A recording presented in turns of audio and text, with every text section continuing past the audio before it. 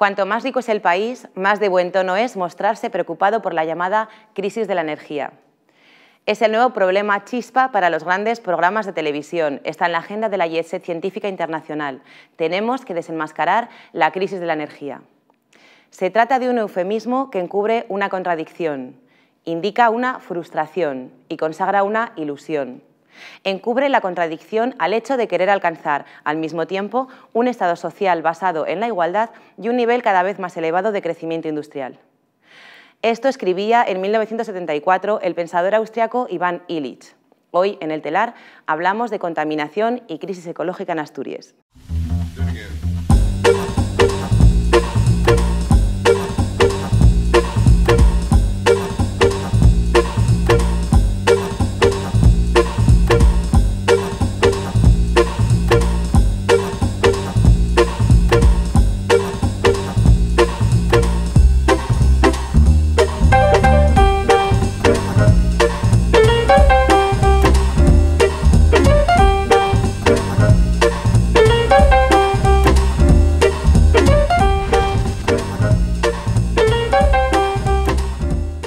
Bienvenidos y bienvenidas a una nueva edición del Telar. Hoy contamos con una mesa de mentes incontaminables, comenzando por Beatriz González, profesora de Geología de la Universidad de Oviedo y miembro de Ecologistas en Acción. Bienvenida. Hola. Nacho Fernández del Páramo, concejal de Urbanismo y Medio Ambiente del Ayuntamiento de Oviedo. Bienvenido, Nacho. Muchas gracias. Paco Ramos, miembro de la Plataforma Gijonesa en contra de la Contaminación. Hola. Gracias por venir. A este lado, Arturo Gutiérrez Terán, arquitecto y urbanista y exconsejero de Vivienda, Medio Ambiente y Ordenación, Urbana de los primeros gobiernos autonómicos. Y, por último, pero no menos importante, Sergio Marqués, socio fundador del Club del Viernes. Del Club de los Viernes. Perdón, del Club de los Viernes y veterinario. Veterinario, sí. Gracias. Bienvenidos y bienvenidas. Arrancamos el telar, pero antes, adelante, intro. A finales del año pasado, distintas noticias daban la señal de alarma sobre los crecientes problemas medioambientales asturianos. Diferentes indicadores sobre la calidad del aire ponían de manifiesto que los niveles de contaminación en la zona central de Asturias se acercaban peligrosamente a los de Madrid. En algunas localidades como Trubia, en el municipio de Ubieu, se ha llegado a quintuplicar los límites de contaminación fijados por la Organización Mundial de la Salud. Los grupos ecologistas han puesto de manifiesto cómo la concentración de industria pesada, centrales térmicas y tráfico de vehículos en el área central de Asturias están detrás del deterioro medioambiental que sufre la comunidad. Un exceso de contaminación que se traduciría en una mayor proporción de casos de cáncer y de enfermedades respiratorias entre la población asturiana. Bien, volvemos de la intro y de verdad ahora arrancamos el debate. Os quiero pedir que me deis un titular, y un titular es un titular, lo hemos hablado antes, está pactado. Un titular sobre una pregunta que es aparentemente sencilla, pero que entraña bastante complejidad. Bien, ¿quién contamina Asturias? Bea, por ejemplo. Bueno, pues contamina Asturias nuestro modo de producción y consumo. Por lo tanto, si queremos solucionarlo, tenemos que cambiar radicalmente pues eso, cómo consumimos y cómo producimos. Nacho. Yo coincido con ella en que la gran problemática es el consumo, los propios asturianos, y que nos debemos de enfrentar a este gran desafío que es el cambio climático, pues con una reducción de las emisiones contaminantes a través de un modelo de consumo diferente. Sé que has hecho un gran esfuerzo de síntesis para este titular. Gracias. Paco. Pues, evidentemente la respuesta no puede ser muy diferente entre los que estamos encima de la mesa, pero sí yo creo que si algo caracteriza, ¿no?, y diferencia a Asturias del resto de la contaminación que hay en el resto del Estado, tiene mucho que ver con las fuentes puntuales ligadas sobre todo a la gran actividad industrial. Gracias. Arturo. La Asturias altamente contaminada de los años 70 fue paliada y parcialmente al menos durante la década de los 80 y los 90, y el reto de futuro va a ser el área central y sus derivados y el tratamiento de residuos. Sergio.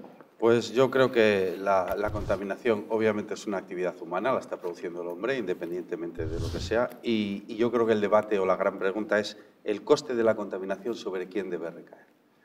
Sobre el que la genera, sobre el que la sufre, pero desde luego no todos por igual. La gran pregunta es cómo gestionar el coste de la contaminación, que es inevitable. Gracias. Veo que marcas aquí una pregunta interesante para el debate. Pero antes me gustaría preguntaros, para empezar a calentar un poco, ¿qué está fallando en la política medioambiental en Asturias desde vuestros diferentes o quizá también similares puntos de vista y qué soluciones creéis que se pueden hacer o cuáles están funcionando, si es que están funcionando? Yo ya hablé el último, la cojo. Sí. Yo desde mi punto de vista, no es que esté fallando nada directamente relacionado con la contaminación. Vuelvo a lo que dije antes, que creo que es lo base. Lo que está fallando es la asignación de costes de la contaminación. Desde nuestro punto de vista, yo hablo un poco desde una perspectiva liberal, porque pertenezco al Club Los Viernes, que es una asociación liberal. Entendemos que la problemática es la asignación de costes en el sentido de quién está contaminando, es lo que hay que saber, cuánto está contaminando y a quién está perjudicando. Y cuando tengamos claras esas tres cosas, quién contamina, cómo y en qué grado afecta a cada uno, se podrá asignar un rol de costes y compensaciones. A día de hoy yo lo que creo que falla exactamente es, se puede saber más o menos quién está contaminando, pero cómo se asignan esos costes y sobre todo a quién se le compensa por esos costes. Es un poco Yo creo que se sabe exactamente porque la mayor parte de las emisiones están contabilizadas y están publicadas. Efectivamente, yo no tendría tan claro el tema de la asignación de costes, sino fundamentalmente que sepamos que ese coste se paga siempre. Es decir, si no lo paga quien contamina, lo paga el resto de la ciudad en costes de salud, en costes de horas perdidas y en costes de horario de trabajo. Luego pagar ya se está pagando, ¿no? Y luego tener claro que hay dos puntos de vista. Uno es desde el punto de los emisores, que evidentemente la responsabilidad está entre cada uno de ellos, incluido el propio sector de la movilidad, aparte del industrial, pero otra parte es la calidad del aire como modelo global. Y ahí solo hay una responsabilidad asignada claramente por la legislación, que es la Consejería de Medio Ambiente, la Administración asturiana. Y por lo tanto hay que juntar las dos partes, ¿no? La calidad del aire como un ente global con una responsabilidad y luego las fuentes puntuales que de hecho son absolutamente claras y conocidas porque está obligado a publicarse, ¿no? Por lo tanto, la cuestión es cuál es el límite legal establecido para cada una de esas fuentes de emisión. Sí, es cierto que cualquier actividad humana tiene un impacto y puede provocar, no siempre, puede provocar una contaminación, pero esto no se puede aceptar así sin más. La contaminación se puede evitar en cierta manera y luego el tema de los costes, yo creo que hay que tener claro que quien contamina tiene que pagar, pero es que aunque puedas pagar, no debes contaminar. Es decir, que si los costes los tiene que asumir entiendo yo, quien contamina, pero eso no le da derecho tampoco a contaminar. Es decir, que hay que trabajar por evitar esa contaminación. Y en el caso de Asturias, yo creo que, como ha comentado Paco claramente, la Consejería de Medio Ambiente, pues yo pienso que en cierto modo está haciendo de jadeo de funciones porque no controla ni hace pagar a quien realmente está contaminando ni está haciendo por evitar la contaminación o no hace todo lo que debería de hacer. Yo entiendo que la contaminación no es un problema exclusivo para resolver por la Consejería de Medio Ambiente, sino por el conjunto de la sociedad y, por tanto, si sus responsables los traducimos a las administraciones públicas, está en su conjunto. Por tanto, el medio ambiente tiene que estar presente en cada una de las consejerías y de las áreas de la vida. Dicho esto, entiendo que la industria ya no es el problema más importante. Entiendo que la ciudad sí que es más importante. Los problemas de movilidad, las cuestiones relacionadas con las emisiones de CO2 y dióxido de carbono, de nitrógeno, perdón, y a eso es a lo que ha preocupado últimamente en Europa. Hay mucho dinero para afrontarlo y mi información es que no se está manejando adecuadamente.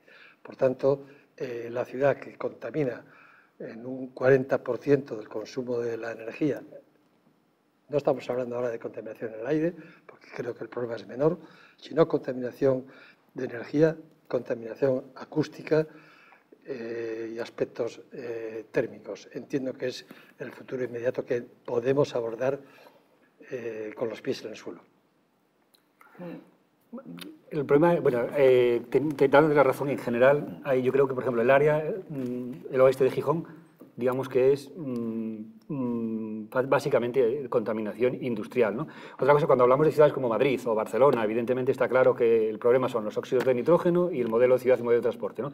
Pero en el caso asturiano todavía es muy predominante en sitios muy concretos y en lugares muy concretos, ¿no? En la zona del portuaria de Avilés o la zona oeste de Gijón, donde yo creo que sigue predominando ese aspecto industrial, ¿no? Aparte de que pueda tener otro 50% que efectivamente tiene que ver con la responsabilidad más global como modelo de ciudad o cómo manejamos nuestro propio transporte, tanto de forma colectiva como de forma individual, ¿no? Eso creo que yo vivo en la zona Bueno, oeste de Gijón, precisamente. Yo la sufro muy, porque yo vivo, digamos, yo me asomo a la ventana y veo a Boño y veo todo el complejo y sufro la contaminación sobre todo de nivel industrial. Pero a mí me gustaría decir una cosa respecto a lo que comentó Beatriz de si hay un derecho a contaminar o no hay derecho a contaminar, independientemente de que puedas pagar luego los costes que generas. Realmente yo creo que hay que entender la contaminación como un producto asociado a la actividad humana, es evidente. Y desde el mismo momento en que tú tienes derecho a ejercer una actividad, tienes derecho, entre comillas, a contaminar.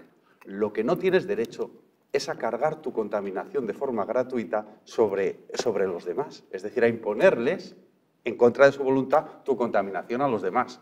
Pero obviamente tú tienes el derecho a contaminar, porque el derecho a contaminar, no entendemos el derecho a contaminar como un derecho a destruir el planeta, sino el derecho a generar, a través de tu actividad, obviamente, una especie de subproductos. en realidad tiene permiso, no derecho.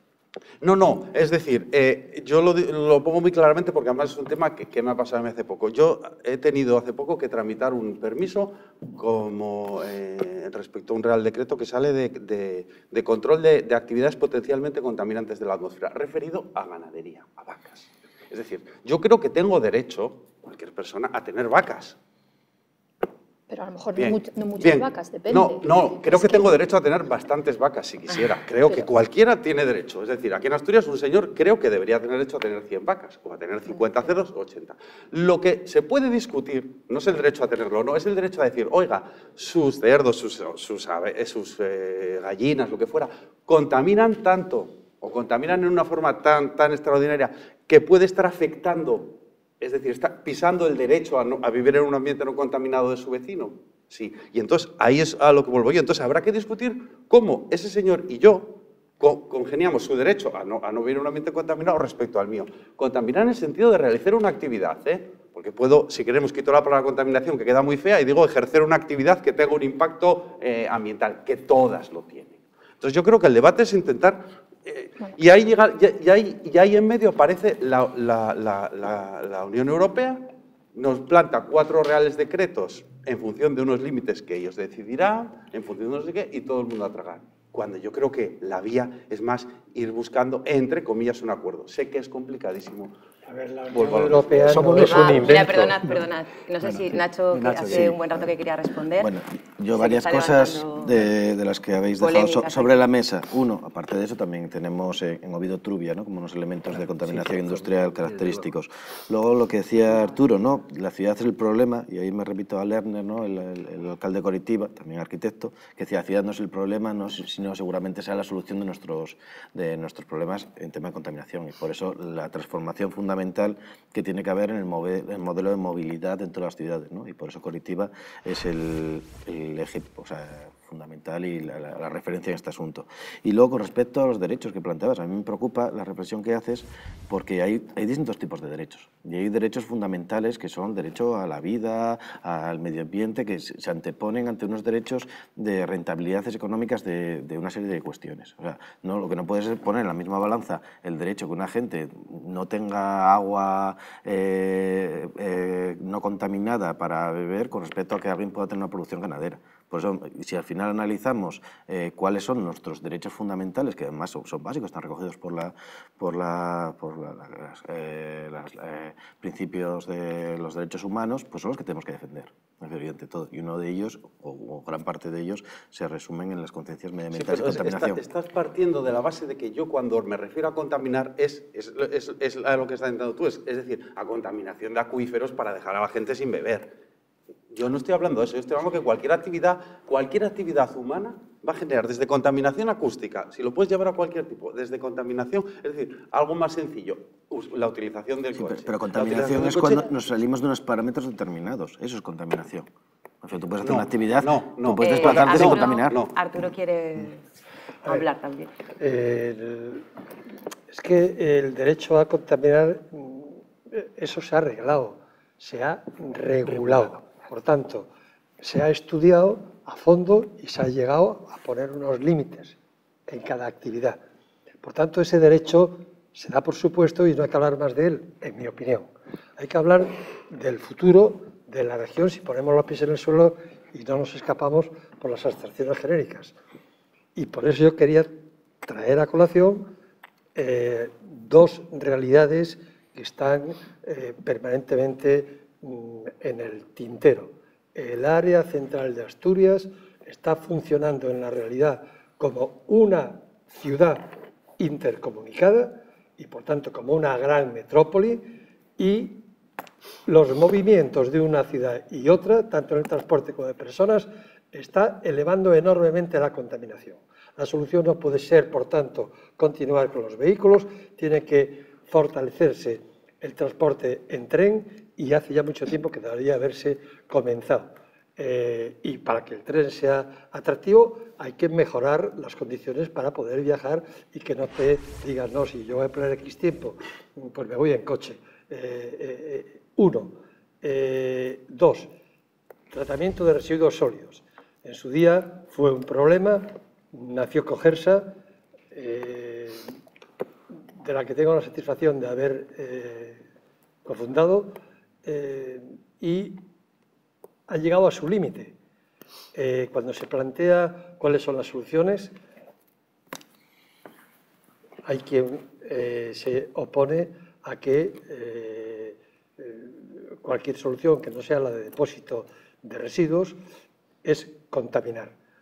Sorprendentemente, la misma solución, la de depósito de residuos, es la que fue una oposición en su momento como solución inicial. En Europa tenemos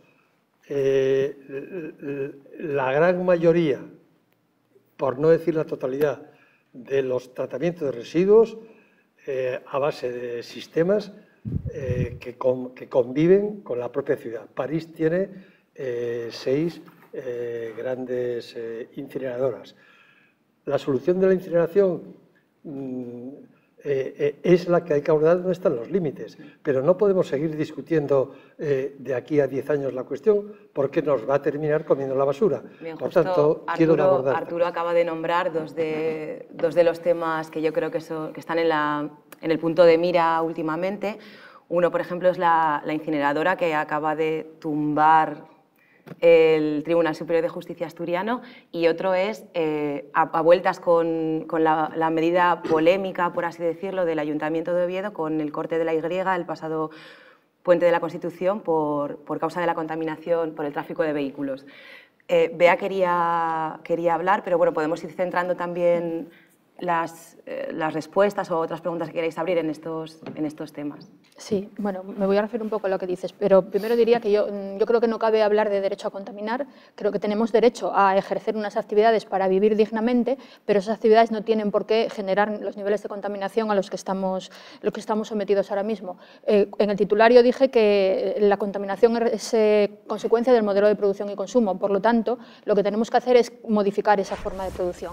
Estamos hablando ahora de la incineradora, del tráfico, ¿cómo se concreta, por ejemplo, en el caso de Asturias? En el caso de Asturias, en el caso del tráfico, pues tendríamos que tender a aumentar el transporte público, transportes menos contaminantes como son el tren de cercanías, y en el caso de los residuos, primero, pues generar menos residuos Y en el caso de Asturias tenemos mucho margen todavía para el reciclaje. O sea, antes que pensar en incineradora, que yo creo que, bueno, creo que Paco tiene más formación que yo para decirlo, pero en el caso de Asturias, antes de pensar en una incineradora, tenemos que pensar en planes de reutilización, de reciclaje de los residuos, que es además a lo que nos obliga Europa. Europa no pone las incineradoras por delante del reciclaje, sino que primero es la reutilización y luego el reciclaje.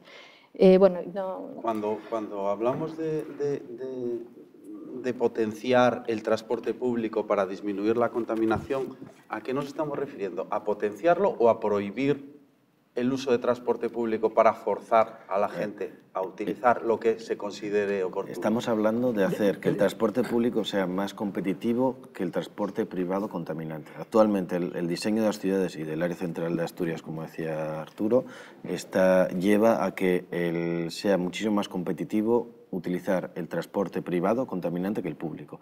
Tú, si tuvieras un transporte público mucho más barato, mucho más frecuente, que te permitiese, además de articulado una serie de intercambiadores básicos en las ciudades, podrías desplazarte con una forma mucho más cómoda, por ejemplo, de Oviedo a Gijón, sin tener que utilizar o verte obligado a utilizar el transporte privado. Sí, eso es evidente. Pues lo que hay que hacer es precisamente eso, que en vez de haber un tren cada media hora Oviedo-Gijón, sea un sistema de metro, entre comillas, que te permita conectarte Oviedo-Gijón dentro de una gran área metropolitana. Las últimas medidas, y aquí saltamos un poco a Madrid o a la Y, lo que pasó, el sentido es, al centro de determinadas ciudades se restringe los días pares, los días impares, lo están haciendo en Madrid, lo han hecho en Londres, determinadas matrículas o determinados permisos o mediante pagos. Eso... Claro, es una forma tramposa de potenciar el transporte público. Yo estoy de acuerdo que un transporte público... Están intentando proteger instantáneamente la salud. Están prohibiéndolo. No, esos momentos instantáneos de intentar proteger la salud en un momento en el que la propia ley lo exige. Además, aprobado por el gobierno anterior. Que no tiene nada que ver. Y luego lo de prohibir o no prohibir. Evidentemente aquí estamos haciendo que siempre hay medidas de zanahoria, pero en muchos casos pueden ser medidas de palo y hay que combinarlas. Bien, la prohibición del plomo en la gasolina, ¿qué tiene de malo?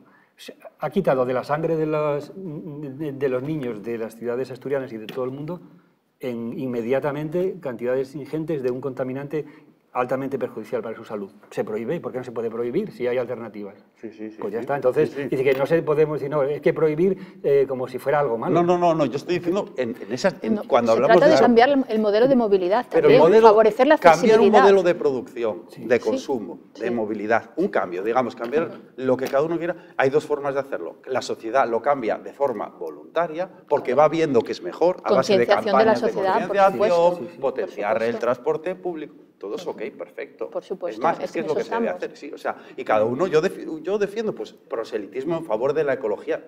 Todo de acuerdo, para que la gente voluntariamente vaya adaptando unos hábitos. Yo, por ejemplo, reciclo todo, reciclo muchísimo. Nadie me obliga. Es más, el día que me obligaran a reciclar, lo seguiría haciendo porque no voy a actuar en contra de mi voluntad, pero no me gustaría. Por supuesto, ni quiero si es que nadie está hablando de imponer nada, simplemente de concienciar a la gente y que la gente entienda lo que... Quiero decir, sí, es para hacerlo claro, si va todo en ese sentido. Yo quería dejar claras dos cosas. Desde luego, reducir, reciclar y reutilizar, lo decimos todos y nadie se niega a ello, pero no se puede hacer de la noche a la mañana. Entre tanto, hay que seguir buscando un sistema de tratamiento de residuos sólidos que va a durar todavía decenios de años. Y lo más rápido posible, la sociedad tendrá que ir a reducir, reciclar y reutilizar. Pero, repito, esto no baja del cielo. No, hemos tenido 25 años para hacerlo. No, y los que tendremos. Pero no lo hemos hecho porque había una decisión clara de que el destino del tratamiento de residuos asturiano iba a ser la incineración desde hace más de 20 años. A ver... Bien, un momento. Yo creo que queda en el aire una pregunta, no es una pregunta, sino una respuesta que yo creo que todas y todos que estáis aquí en la mesa queréis dar, que tiene que ver con la incineradora. Yo os quiero preguntar si creéis que, bueno, que ahora que parece que el Tribunal Superior de Justicia asturiano ha vuelto a frenar el proyecto de la incineradora, si de verdad está frenado o si va a haber continuidad, pero no me respondáis ahora, hacedlo después de nuestra maravillosa sección, el panóptico.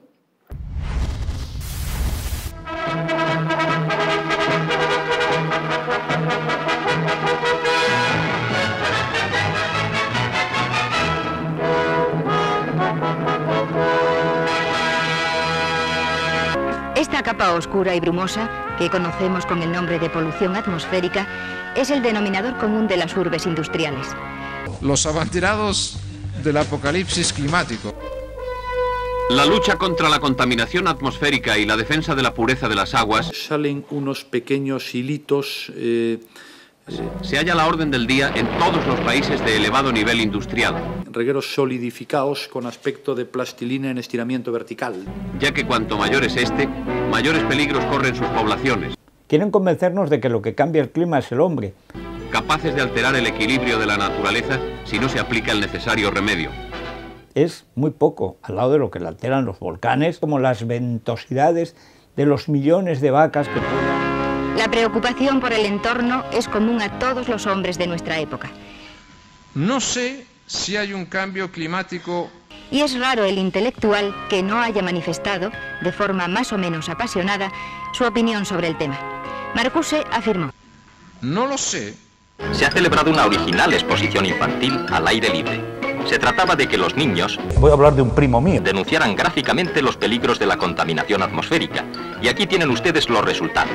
Que es catedrático de física, mi primo, supongo que sabrá. Es imprescindible que hoy nos interesemos por todos los temas relacionados con la naturaleza. ¿Cómo alguien puede decir lo que va a pasar en el mundo dentro de 300 años? No lo sé. Con estos datos pueden adoptarse las medidas pertinentes para que desaparezcan las causas de la contaminación y mejore la calidad atmosférica de la ciudad.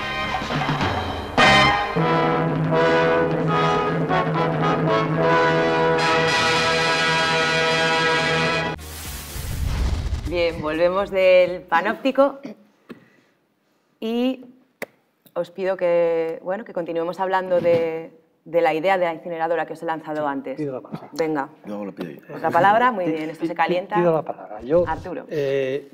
No pongo en duda, y esto hay que insistir sobre ello, sobre la necesidad de reciclar, reutilizar. Las famosas 3 R's. Suiza es un país altamente civilizado. Recicla más que ningún país de Europa, pero tienes una solución al tratamiento de residuos a base de incineradora. Es decir, hay 2 opciones para tratar los residuos: o quemarlos o depositarlos. El depósito es lo que tenemos en Asturias. Generar menos el depósito es lo que tenemos en Asturias. Hasta ahora ha funcionado, se nos ha llenado el depósito. La respuesta es: ¿hay otro lugar donde seguir con el mismo modelo? Y yo opino que no. En Europa, en el 90% de las grandes ciudades, se está tratando a través de incineradoras modernas, que no es lo mismo que los incineradores de hace 30 años. Por tanto, los peligros que puede tener para la salud la incineración quedan fundamentalmente reducidos. No están en un grado de preocupación.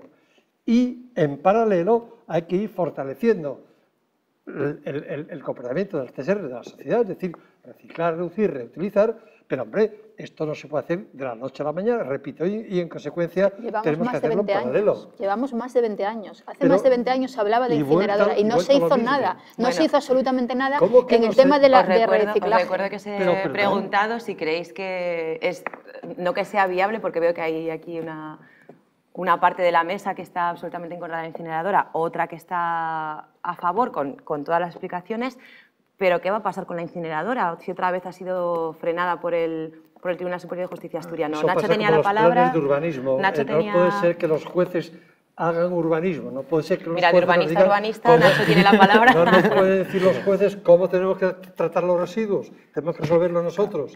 Y por tanto, es una cuestión política. O sea, lo que no podemos hacer es trasladar un problema que es una cantidad de residuos que tenemos físicos que tenemos que estar enterrando, a trasladarlo al medio ambiente, en tema ambiental, la contaminación al aire. Me refiero, y luego, aparte de eso, la contaminación después de las incineradoras, lo que queda, esos residuos sólidos, son altamente contaminantes y tienen que ir a algún lugar. Con lo cual, incluso las más modernas, hay que plantear un modelo totalmente distinto de uso y consumo y de reciclaje, etcétera. Y eso tiene que ser la base fundamental. Y tenemos que hacer un gran esfuerzo, pues aplicando grandes esfuerzos en ese campo. En Oviedo tú ahora eres concejal. ¿Vas a conseguir que los ovetenses reciclemos todos, reutilicemos todos y no tengamos residuos Está claro que son cambios a largo plazo. Lo que no se puede hacer es pasar una concejalía de medio ambiente, pasar de no tener ningún tipo de recurso en este aspecto, que no había ni campañas medioambientales de ningún tipo, a de repente del día de la mañana intentar cambiar un modelo social. Hemos tenido mucho tiempo para hacerlo, estamos retrasados con todo el nivel de Europa en esa concienciación medioambiental y es lo que tenemos que desarrollar. Pero en paralelo a un tratamiento de residuos. Una cosa sencilla. Primero, hablábamos del tribunal, para hablar un poco de qué situación está. Vamos a ver. El tribunal no entra en si hay que incinerar o no. Entra en que no se incumplió la ley a la hora de tramitar el proyecto de incineración. Y por lo tanto tumba en un momento determinado una tramitación por una razón de incumplimiento de forma. Es decir, estamos en el mismo riesgo de incineración con sentencia, puesto que simplemente la idea del gobierno asturiano es retomar el mismo proyecto cumpliendo la ley. Y por lo tanto, pues tenemos que seguir trabajando en esta historia de una forma u otra. De todas formas, yo sí que quería decir una cosa. En Asturias estamos hablando del problema que tiene de contaminación y no tiene incineradora. Por lo tanto, vamos a ver cómo atajamos el problema de la contaminación que ya existe. Después tenemos que discutir cuál va a ser el que añada o no añada la incineración. Las incineradoras antiguas, que contaminaban más, fueron presentadas en Asturias limpias e inocuas. Las anteriores. Y si son distintas, es por lo que se luchó contra las anteriores.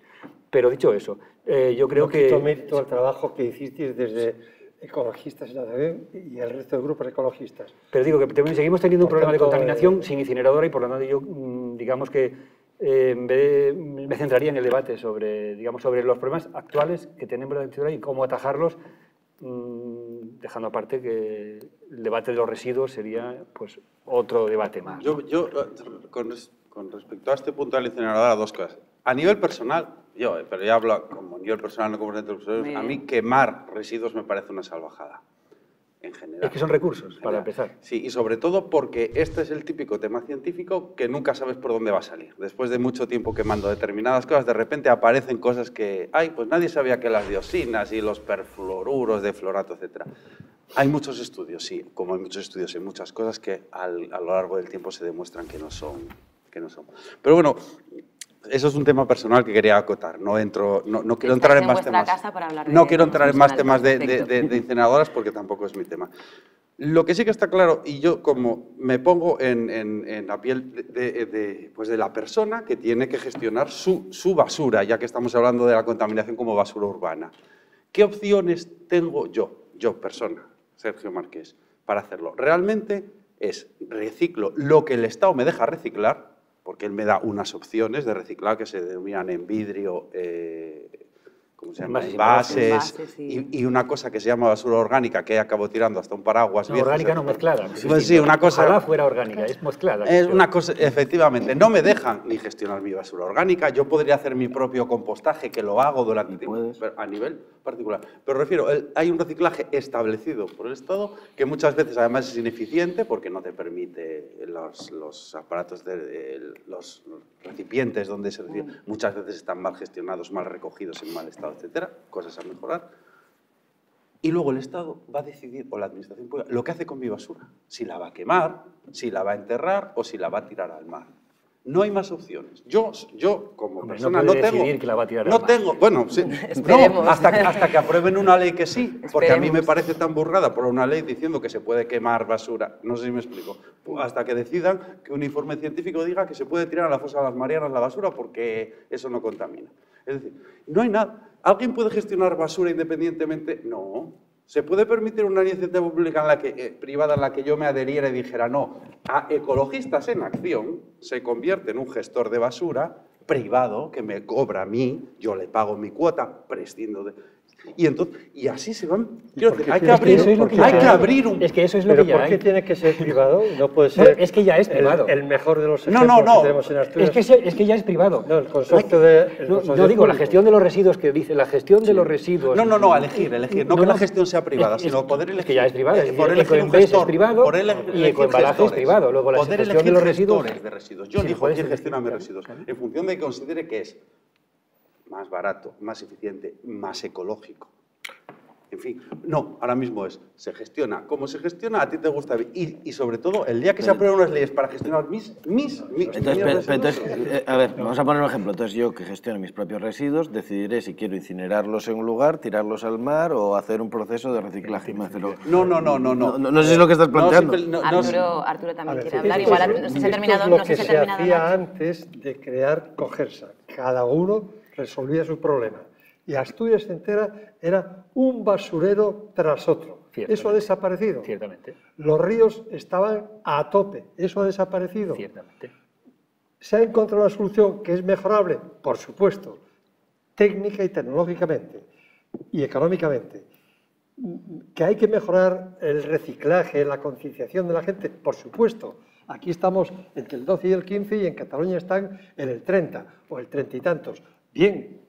Algo harán con el resto. Es decir, hasta llegar a todo esto hay toda suerte de campañas y de técnicas municipales, que no nos olvidemos que este es un programa municipal, de técnicas municipales de aproximarse a la gente para que la gente colabore. Hay que poner los medios. Pongo un ejemplo. Un día se decidió, vamos a llenar Asturias de pequeños contenedores que dicen Asturias limpia, Asturias verde, pues la gente de las aldeas de toda Asturias quedó encantada. Es una solución. Se nos olvidó el problema de quemar las basuras. Para cada cual quemar las basuras delante de su casa. Es decir, tú pones los medios, tú pones papeleras, la gente tira el papel a la papelera. Pero no puedes dejarlo todo en manos de los ciudadanos y además sin ponerle medios cómodos. Porque de lo contrario el ritmo va a ser muy lento. Pero en cualquier caso, en paralelo, siempre vamos a necesitar reciclar, reutilizar, etcétera, pero al mismo tiempo hacer algo con el tratamiento. Pero volvemos a lo que decía Paco, de procesos tu zanahoria y palo, los europeos le llaman de pulipus. Me refiero del libro verde de la gobernanza europea, ¿no? Lo que hay que hacer es facilitar lo máximo posible para que la ciudadanía o el resto de ciudadanos utilicemos y hagamos unos procesos medioambientalmente óptimos, y luego también aquellos que lo incumplan reiteradamente, pues se dedican a quemar plásticos delante de su casa, etcétera, pues hay que castigarles. Pues entramos en el mismo debate de antes. Bien, sí, la misma oposición. Que lleva miles de años esto, me refiero. Os quería preguntar una cosa, ya que tengo aquí una mesa de mentes incontaminables, como decía antes, que es que teniendo en cuenta que en Asturias, lo habéis estado nombrando toda la primera parte, pero bueno, teniendo en cuenta que en Asturias la industria pesada representa pues el 15% del Producto Interior Bruto y el 10% del empleo, ¿creéis que existe algún tipo de contradicción, y creo que esta pregunta va a dar juego, entre medio ambiente, empleo e industria en el territorio? Y si hay contradicción... No, vamos a ver, las cuestiones medioambientales son creadoras netas de empleo. Poner filtros, hacer instalaciones de desulfuración, etc. O sea, la propia, digamos, sin salir del sistema, ¿no? La propia tecnología es claramente intensiva en la creación de empleo. Y después, la mayor parte de las cuestiones que tenemos en la gran industria asturiana de contaminación no tienen tanto que ver, digamos, con la contaminación controlada, es decir, lo que sale por la chimenea de una forma u otra regulada, sino precisamente por el envejecimiento de las instalaciones, la falta de inversiones en mantenimiento, la falta de inversiones en mejora de ciertos procesos o de adaptación, que son la primera garantía de futuro. Si no nos preocupamos del buen funcionamiento de las instalaciones, es que tenemos poca garantía de futuro. Y por lo tanto, no hay ninguna contradicción. Otra cuestión es en algunas cosas concretas. Es decir, yo entiendo que la industria del aluminio, del zinc o del acero tiene que adaptarse a las mejores técnicas disponibles, pero en cambio entiendo que la generación térmica con carbón en centrales térmicas tiene que desaparecer. Totalmente de acuerdo. Y no a muy largo plazo, porque tenemos alternativas viables que son más creadoras de empleos todavía. Con los cambios normativos sobre renovables hemos perdido más de 45.000 empleos en este país, solo que no tan concentrados como los que vemos aquí, sino dispersos, y que mucha gente no se recuerda de ellos. Por lo tanto, ahora estamos en esa fase de adaptación con tecnologías, como puede ser poner o no la descentrificadora, creadora de empleo, pero evidentemente hay algunas que tendrán que, digamos, desaparecer y ser sustituidas por otras, y otras adaptarse a mejores técnicas disponibles. Y todo eso es altamente creador de empleo. Hay un problema en tu argumento, creo yo, que es poner en la pirámide del sistema económico la creación de empleo. Es decir, hay muchas cosas que crean empleo. Arreglar las carreteras a pico y pala crearía mucho empleo. No ese es el tema. La cuestión es, es qué es viable económicamente o qué no es viable, qué es competitivo económicamente y qué no es competitivo. Es decir, qué crea riqueza y qué no crea riqueza, no qué crea empleo. Crear empleo es muy fácil. Ponemos a limpiar las playas a señores y creamos empleo. Bien. Eso es una ridiculización. No, es una ridiculización. No es una ridiculización. Que no se está haciendo. Es decir, además, ¿qué es crear riqueza? Eso, a ver, ¿qué es crear riqueza? Hay que también poner en si nosotros, es lo que estoy diciendo al principio, hay que hacer una asignación de costes. Es decir, si yo contamino, ¿a quién estoy contaminando? Y posiblemente esté pisando los derechos de los demás al contaminarle con mi chimenea, quemando carbón de mala calidad asturiano. Igual la que se llama... No, el asturiano, las antracitas asturianas son de la mejor calidad como cualquier otra. No es culpa de calidad. Creando sulfuros, lluvias ácidas, etc. Vale, eso es un problema. Y además yo como industrial se lo estoy cargando a gente que no tiene culpa, efectivamente. Vale, tiene la palabra, para que vaya, tiene la palabra Bea y luego Arturo. Sí, bueno, yo es que en relación con lo que decías, crear riqueza, bueno, no siempre el crear riqueza es bueno. ¿Para quién es la riqueza? Empezando por ahí, porque si la riqueza es para los de siempre, no tiene mucho sentido. Es decir, que yo creo que lo que hay que procurar es que la gente de cada país tenga empleo, tenga un empleo digno, y si hay unas actividades que generan empleo y además son medioambientalmente más sanas, creo que hay que apostar por eso. Si en vez de generar energía con carbón lo podemos generar con energías renovables y encima damos más empleo, yo creo que me parece evidente. A lo mejor las grandes empresas energéticas ganan un poco menos de dinero, que no pero es rentable, a largo plazo no es pero sostenible. Es que ¿a qué llamas ser rentable? ¿A qué llamas no es competitiva? Competitiva, primero, ¿por qué tenemos que competir? Pregunto yo. Bueno, quería... Porque hay un mercado que ofrece otras alternativas. Bueno, es que a lo mejor hay que cuestionarse eso. A lo mejor hay que cuestionarse eso. A lo mejor hay que cuestionarse eso. Hemos llegado al meollo ahora. Arturo y bueno, no y podemos Nacho, Paco. tratar los asuntos de Asturias como si fuéramos algo aislado y por tanto formamos parte de Europa y de Europa parte del mundo. El grave problema de la contaminación es que genera más problemas a la propia sociedad. A tal punto puede llegar que el cambio climático lo tenemos ahí. En consecuencia, vamos a relacionar todo esto con el cambio climático y nos daremos cuenta que hay soluciones, como apuntó antes, hablé del páramo. La ciudad es un problema, pero la ciudad puede ser una solución. Eso lo decimos en la Carta del Transcantábrico en el año 2010. ¿Por qué? Porque ya sabemos de qué modo se puede construir edificios con consumo cero de energía. Hoy estamos construyendo edificios con consumo del 40% de energía. Si fuéramos capaces de que todo el parque edificado pudiera ser rehabilitado y mejorado sus condiciones térmicas, diríamos, el problema estaría solucionado. No vamos a ser tan pretenciosos. Yo lo sé, vamos a intentar a ver hasta dónde llegamos.